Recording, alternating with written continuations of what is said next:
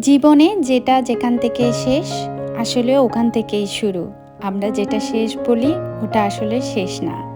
আসসালামু আলাইকুম আমার লাভলি ভিউয়ার্স, সবাই কেমন আছেন? আমি আলহামদুলিল্লাহ ভালো আছি। কে কোথা থেকে আমাকে দেখছেন এবং কেমন আছেন অবশ্যই কমেন্ট করে আমাকে জানাবেন। 2025-এর শেষ প্রান্তে এসে আমাদের বিএনপির সাবেক প্রধানমন্ত্রী বেগম খালেদা জিয়া ইন্তেকাল করেছেন। ইন্না লিল্লাহি ওয়া ইন্না ইলাইহি রাজিউন। আল্লাহ ওনাকে বেহেশত নসিব করুন। তো ওনার মাধ্যমে একটা প্রজন্ম শেষ, আর 2026-এ হয়তো নতুন আরেকটা প্রজন্ম শুরু হতে যাচ্ছে।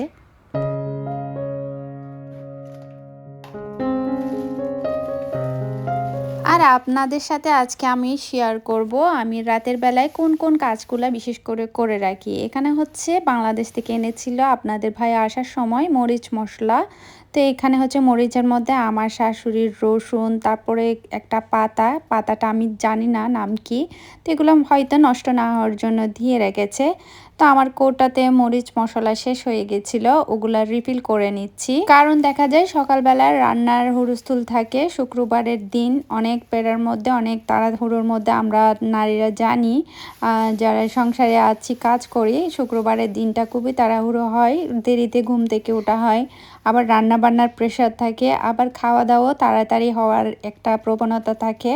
তো এখানে আমার শাশুড়ি সুন্দর করে মশলা, হলুদ, মরিচ দিয়ে দিয়েছেন। উনি এই মশলা প্রসেসিংটা অনেক যত্ন সহকারে করে, বাজার থেকে কিনে ভালো করে ধুয়ে ছাদে রোদে শুকিয়ে তারপরে নিজের হাতে ভাঙিয়ে যেটাকে আমরা কলগড় বলি ওখান থেকে চুরিয়ে এনে তারপরে এগুলা ব্যবহার করে, সব সময় এরকম করে। আর আমার আসার সময় এনেছিল, আর এগুলা দিয়ে খাবার খেতে অনেক টেস্ট বাংলাদেশের মশলাগুলা। তো এই যে আমি রাতে কিন্তু আরও বাজার এনেছিল, ওগুলা ধুয়ে রেখে দিচ্ছি। এখানে মাছ মাংস আপনাদেরকে বলেছিলাম আমরা হচ্ছে জরিপ থেকে চিকেনটা আনা হয়। তো আপনাদের ভাইয়া সবসময় ওখানে গেলে বেশি করে চিকেন নিয়ে আসে। তো ওখানে যেহেতু জ্যান্ত চিকেন পাওয়া যায় ওগুলাই নিয়ে আসে। আর আমি মাছ আর কাঁকড়াও এনেছিল ওখানে, ওগুলা হলুদ লবণ দিয়ে ধুয়ে রেখেছি। তো মুরগি অনেক রকমের এনেছে, দেশি গোটা, আবার পিস করে এনেছে, আবার গোটাও এনেছে। আর এই কাজগুলো ছাড়াও আরও অনেক কাজ আছে আমরা রাতে গুছিয়ে রাখার। আর এভাবে অনেকগুলো মুরগি আনলে কিন্তু এভাবে সরাসরি ফ্রিজে রাখা যায় না, একটা গন্ধ থাকে। তো এই গন্ধটা দূর করার জন্য হালকা করে ধুয়ে নিলে ভালো, মুরগির গায়ের গন্ধটা চলে যায়।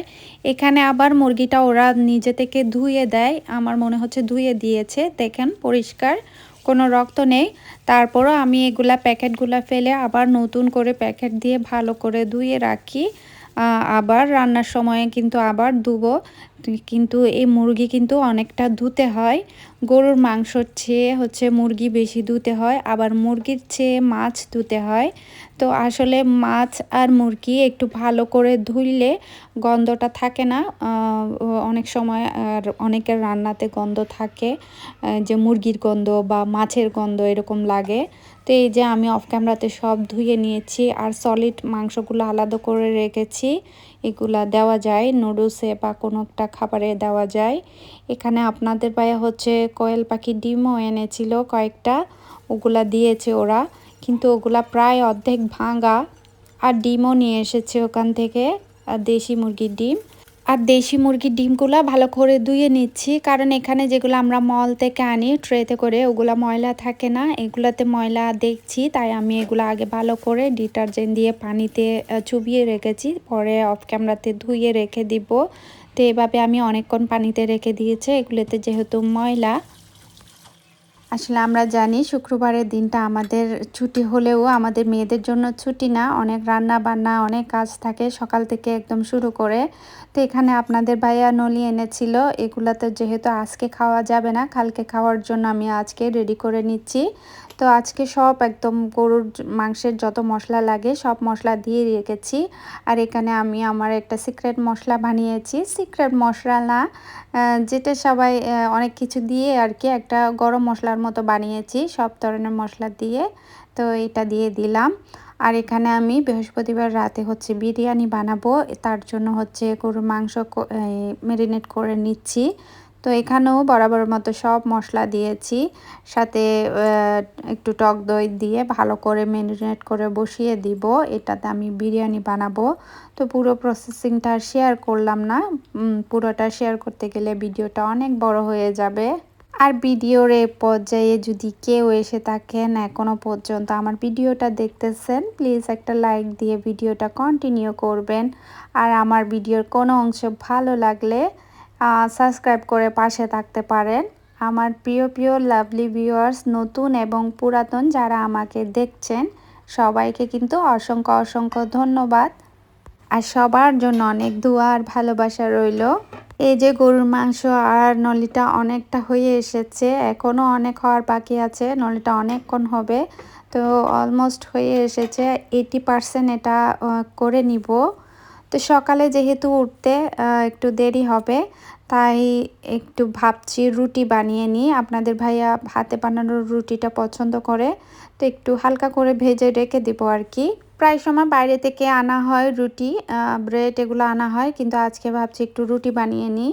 আর আমার কাঠি বেলুনি এগুলা পুরা দাগ দেখলে মনে করবেন আমার ছেলে এগুলা পুড়িয়েছে। ও যখনই ইয়েতে আসে, কিচেনে আসে, চুলার উপর আমার এই লাঠি জাতীয় জিনিসগুলো চুলার উপর দিয়ে জ্বালিয়ে দেয় আর কি। তো দেখছেন আমার অনেক কিছু হচ্ছে কিন্তু এভাবে জ্বলানো আছে, জলসানো আর কি।